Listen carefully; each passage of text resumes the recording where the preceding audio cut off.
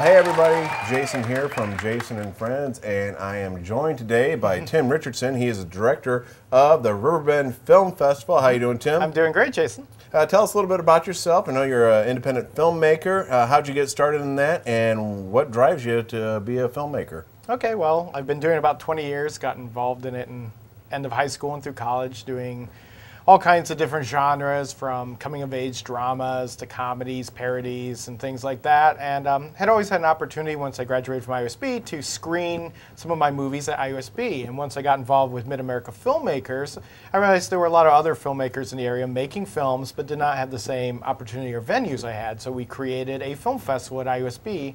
And so this is our 10th year with the same group. A couple years ago, we moved to downtown South Bend and changed the name to the Riverbend Film Festival. Okay. Have you seen more and more people getting involved in doing independent films? Sure, absolutely. There's a lot of opportunities for people to, have low costs. I remember when I started, I was using super VHS tape at a certain point and had to spend $8,000 to buy the deck-to-deck.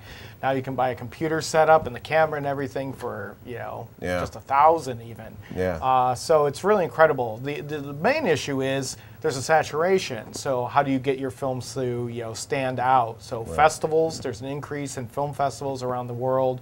YouTube is huge, but again, you're in a sea of many. Right. So the Riverbend Film Festival is a great opportunity for filmmakers, not only from the Michiana area, but from beyond, to have an opportunity to show their films on the big screen as films are intended to be viewed, and to a audience that's there that loves that kind of thing. Right. And the Riverbend Film Festival is coming up on March 31st through April 2nd. Tell us about some of the films that will be included in this year's film festival. Okay, so this interview is being done just before we do our final picks, but we do have some local films for sure we're highlighting. Fresh Fruit Pie is one of them.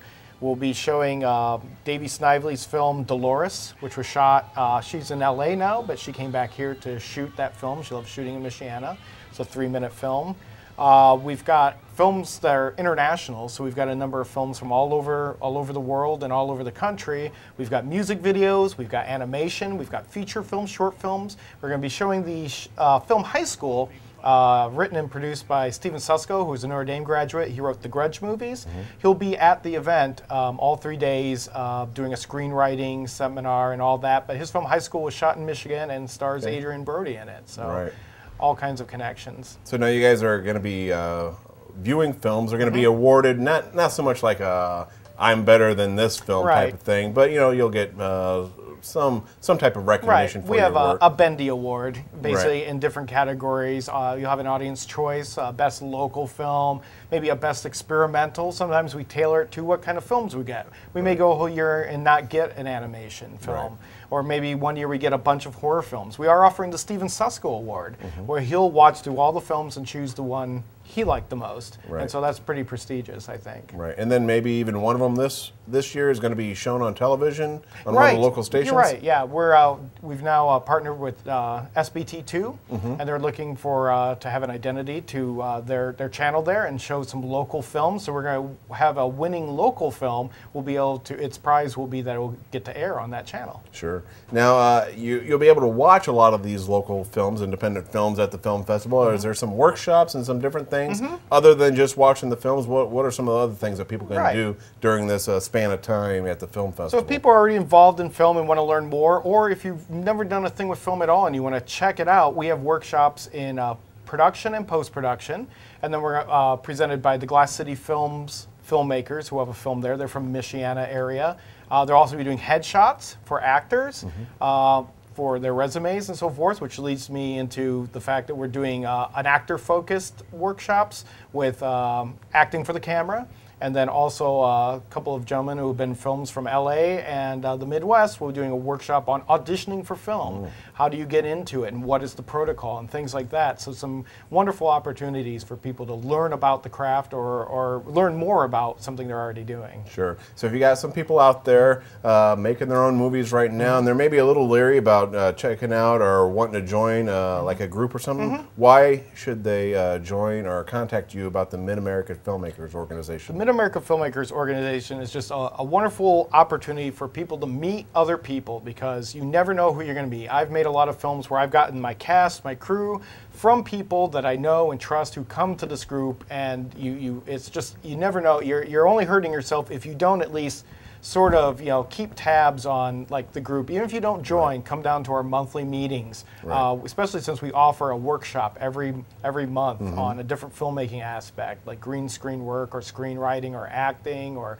sound, all those things that help independent filmmakers. We want to be there for a resource. So you meet people, and then you also help work on other people's films, find out what's going on, and then we do 2 screenings a year. So you have an opportunity to show your films to the local community besides the Riverbend Film Festival, and it's free through Mid-America Filmmakers to show your films. Well, I can sense everybody out there, they're eager to see the film festival. Tell them again when and where, how much it costs, or if it costs to get in, and where they can find all the information. Okay, everything is at riverbendfilmfest.org. And we're going to have the complete schedule up the first week of March. And basically, we have a free opening night at IOSB at 7 o'clock in Camp Hall. Then the Friday night will be screenings at the Century Center. Then all day Saturday and Saturday evening will be screenings at the Century Center in their recital hall. It's basically per unit or a section of film, say 3 to 4 hours. It's going to be $8 for students, seniors, or $10 for the general public. You can buy a day pass for all day Saturday. You can buy a weekend pass. You're looking to spend as low as $8 for as a student to up to $30 to spend it at the whole weekend. So it's very reasonable prices. We want to have people come out and take advantage of all we have to offer. Gets you into everything. The headshots will be an extra cost, but beyond that, everything else is included. Okay, well, again, it's the Riverbend Film Festival coming to you March 31st through April 2nd at the Century Center in downtown South Bend. And to check it out, you can go to riverbendfilmfest.org and find out for more information about the film festival itself. And definitely go and check it out. It's going to be a great time down there. Thank you very much, Tim, for being with us today. Yeah, thank you.